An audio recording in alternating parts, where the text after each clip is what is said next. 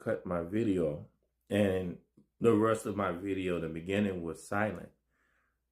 But the issue is still the same issue. So I'm glad I have a good mind enough to be able to speak this and give you exactly what the rest I had to say. Our young people, those who have come before us, have forgotten that the advantages that they have right now are because of the disadvantages that their mothers and their fathers and their forefathers had before them. No longer is freedom worth it enough for you to get fully engaged with your democracy, even though it is the very thing that you depend on to keep the freedoms that now you're using to lord over those who have less. And yes, I am speaking to you, Nelly.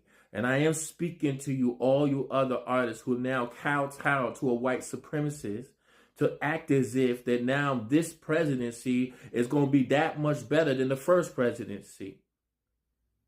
It is the responsibility of all who take part in democracy, liberty, and freedom to also include themselves in the viability of that democracy and that freedom, and to keep it safe and sacred.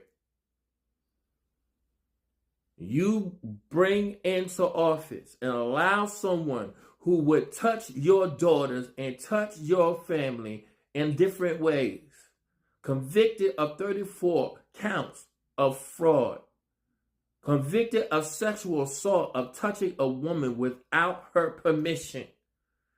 And you Republicans who try to act sanctimonious in this are not without fault, because when it was somebody else, it was a Democrat, it was somebody like Bill Clinton, you crucify him over his character, and now you placate this man in his character.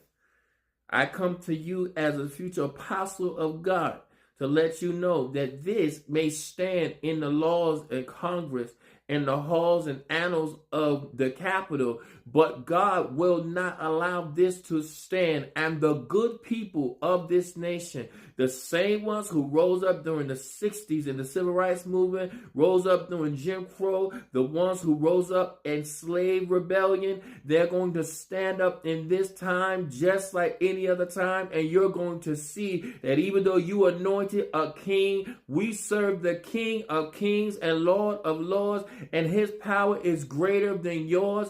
And we will come into this fight fully equipped to handle these next 4 years.